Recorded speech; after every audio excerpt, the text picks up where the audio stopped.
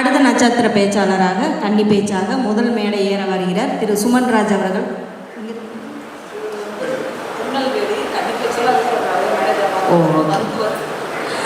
அவர் ஒரு மருத்துவர், நிறைய பேச்சுக்கள் பேசியிருக்காரு, நிறைய மேடை ஏறி இருக்காரு. திருநெல்வேலியிலேருந்து வந்திருக்காரு. அவர்களை வருமாறு அழைக்கிறோம், பேச வருமாறு அழைக்கிறோம். வாங்க சார். முதலில் என்னுடைய தாய் தந்தை அவர்களுக்கு பார்த்தீங்கன்னா நன்றி தெரிவித்து இந்த உரையை ஆரம்பிக்கிறேன். முதற்கண்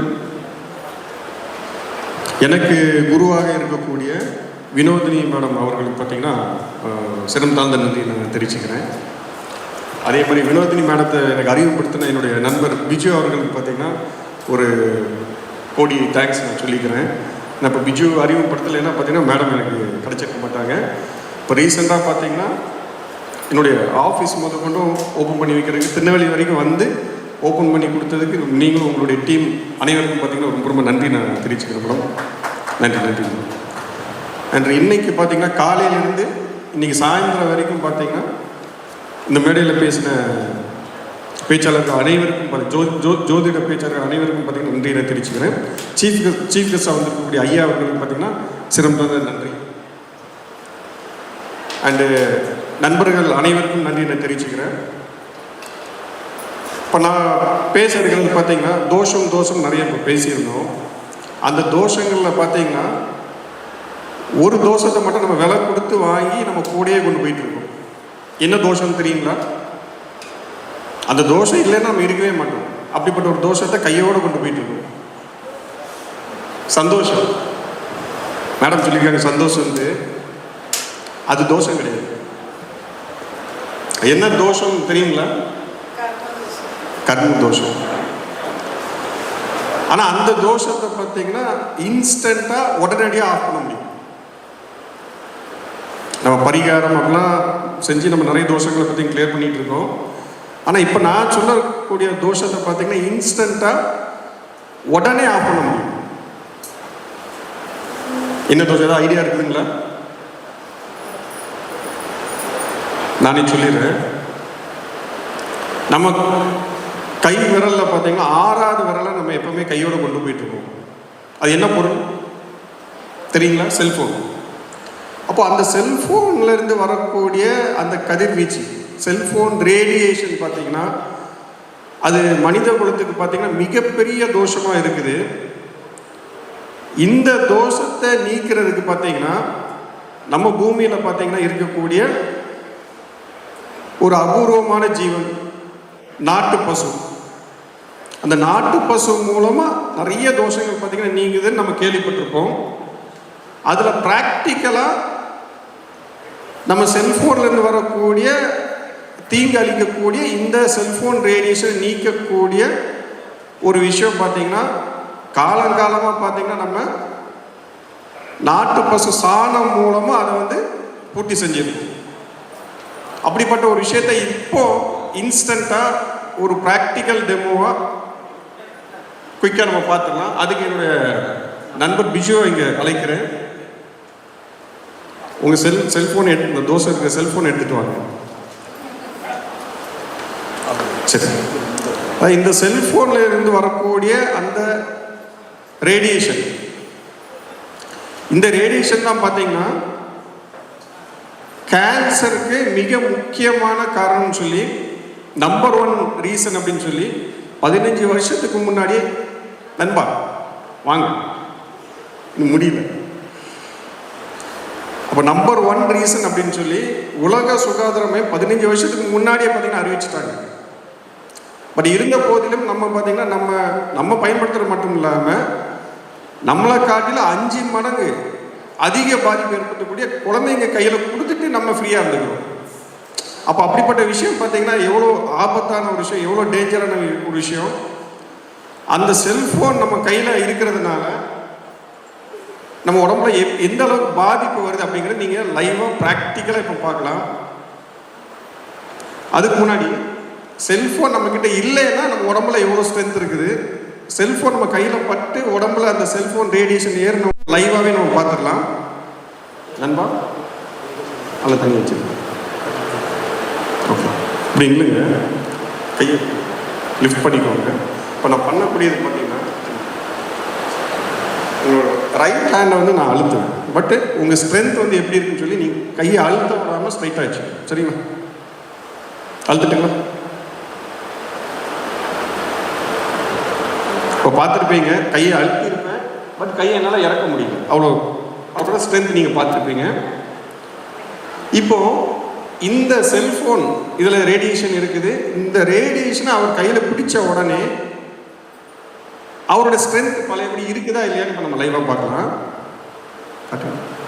அழுத்துட்டுங்களா? கொஞ்சம் ஸ்ட்ரைட் வந்து ஸ்டார்ட் வச்சுக்கோங்க. ரெடி? நான் வந்து முதல்ல கொடுத்த ப்ரெஷர் கூட நான் இப்போ கொடுக்கல. மறுபடியும் கூட நீங்கள் ஸ்ட்ராங்காக வச்சுக்கோங்க. அழுத்துட்டுங்களா? செல்ஃபோன் கையில் பட்ட உடனே கை இறங்கிடுது. இப்போ நாட்டு பசு சாணம் சொன்னோம் பார்த்தீங்களா? அந்த நாட்டு பசு சாணத்தில் செஞ்ச இந்த ஸ்டிக்கர் வெறும் நம்ம நாட்டு பசு சாணம் தான். இந்த நாட்டு பசு சாணம் ஸ்டிக்கர் இந்த செல்ஃபோன் மேலே வைக்கிறது மூலமாக இவரோட ஸ்ட்ரென்த் எப்படி இருக்கு ப்ராக்டிக்கலாக பார்க்கலாம். அழுத்துட்டுங்களா? ரெடி? நான் எந்த அளவுக்கு அழுத்திருக்கேன்னு உங்களுக்கு தெரியும். எக்ஸ்ட்ரா எஃபோர்ட் போட்டு அழுத்துனீங்களா? அப்போது விஷயம் என்னன்னா, தேங்க்யூ நம்ம தேங்க்யூ. இது வந்து பார்த்தீங்கன்னா நம்ம நாட்டு பசு சாணம் நம்ம உடலில் இருக்கும் போது நம்ம உடலில் பார்த்தீங்கன்னா இந்த தோஷம் கண்டிப்பாக அஃபெக்ட் பண்ணவே பண்ணாது. அந்த அளவுக்கு இந்த வேவ் லென்த்தை மாடுலேட்டட் வேவ்ஸாக மாற்றக்கூடிய ரொம்ப அட்வான்ஸ் டெக்னாலஜி நம்ம முன்னோர்கள் அப்போவே நம்ம கையில் கொடுத்துட்டு போயிருக்காங்க. அப்படிப்பட்ட விஷயம் பார்த்தீங்கன்னா ரொம்ப சிம்பிளாக எப்படி பண்ணலாம் பார்த்தீங்கன்னா, சாணத்தில் ஒரு பேப்பரையோ இல்லை ஒரு துணியோ ஜஸ்ட்டு முக்கி எடுத்து காய வச்சுட்டு அதை பயன்படுத்தினாலே போதும்.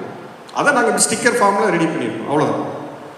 இது மூலமாக பார்த்தீங்கன்னா நம்ம செல்ஃபோனுக்கு பின்னாடி இந்த மாதிரி இந்த கவருக்கு பின்னாடி வந்து இந்த ஸ்டிக்கரையோ இல்லை அந்த பேப்பரையோ இல்லை அந்த துணியோ பார்த்தீங்கன்னா உள்ளே இன்சர்ட் பண்ணிவிட்டு நம்ம ட்ராவல் பண்ணலாம்.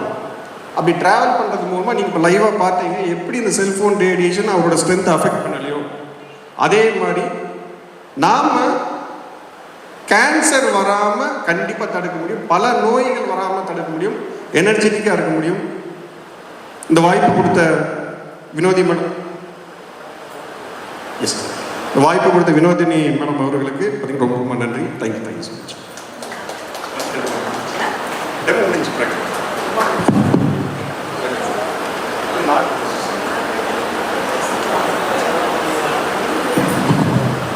அதாவது இப்போ என்ன சொல்கிறாருன்னா, நம்மளுடைய எனர்ஜி லெவல் வந்து எது தடுக்குது அப்படிங்கிறத டெமோ மூலமாக அழகாக சொல்லியிருந்தாங்க.